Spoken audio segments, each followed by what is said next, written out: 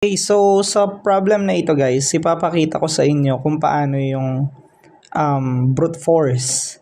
So dito mapapansin nyo, meron tayong example kung paano yung magiging flow and process ng brute force. Ngayon, as you can see guys, meron tayong mga nakasulat na code dito as JavaScript. Pero ang purpose lang naman kasi nito is makita nyo kung paano yung magiging flow. So dito meron tayong variable name na numbers. Okay? So yung number na yon, siya yung mag-hold ng mga numbers kung saan tayo mag-search.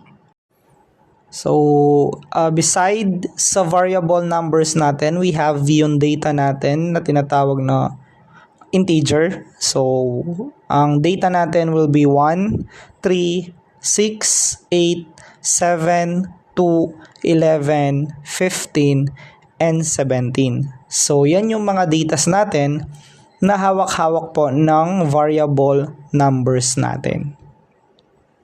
Now, dito naman sa baba guys, makikita nyo, meron tayong variable na tinatawag po natin na target number. Okay? So, ang target number natin, ang data niya will be yung 11. So, ang mangyayari kasi, gagamitin natin yung brute force para mahanap yung 11 sa mga data ng variable numbers natin. Again, ang brute force guys is a systematically algorithm. So, ibig sabihin, isa-search niya one by one yung mga datas na meron tayo until makita niya yung ating hinahanap na number. So, yun yung trabaho ng brute force. So, lahat ng data mo, search niya doon one by one until ma-meet niya yung certain number na hinahanap natin. In this case, ang hinahanap natin will be yung target number natin na 11. So, I will run yung brute force ngayon natin through the button na tinatawag natin start search. So, kapag kinlik ko yung start search na yan, makikita nyo na one by one, i-check siya ng brute force, yung mga datas na meron tayo. Okay, so as you can see, sa data na yan guys, is nahanap niya. Nakita nyo, one by one, chine-check niya yung number kung nagmamatch ba siya doon sa target number natin. So, ganun yung trabaho ng brute force. Ngayon guys, kapag nahanap niya yan, kung mapapansin nyo, yung number 11 daw nakita sa index 6. Okay? So, kung bibilangin nyo one by one yan, ang 11 natin, pang number 7 siya. Kasi, since array po yung ginagamit natin and machine po yung ginagamit natin, so, ang machine hindi siya nag-start magbilang sa 1. Nag-i-start siya magbilang sa 0. So, yung number 1 natin, ang index niya ngayon ay 0. Ang 3 mo, index niya ay 1.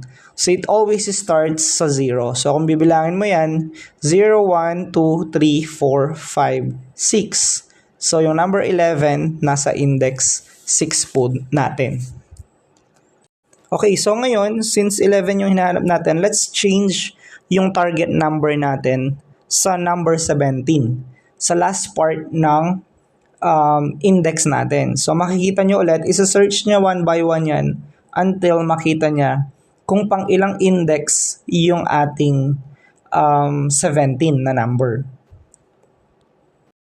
Okay, so 17, nasa number 17 found at index 8. So, kung bibilangin mo yan, pang index 8 siya.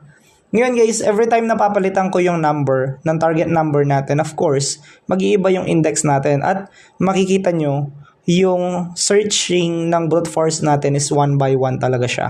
So, isa-search na yung lahat ng data para makita yung target number natin. So, makikita nyo yan, mga examples natin. No, i-run out natin sila and makikita nyo kung paano yung brute force. So, ganyan yung trabaho ng brute force. So, hope na naintindihan nyo siya. And isa siya sa mga magagamit natin na algorithm pagdating sa C++.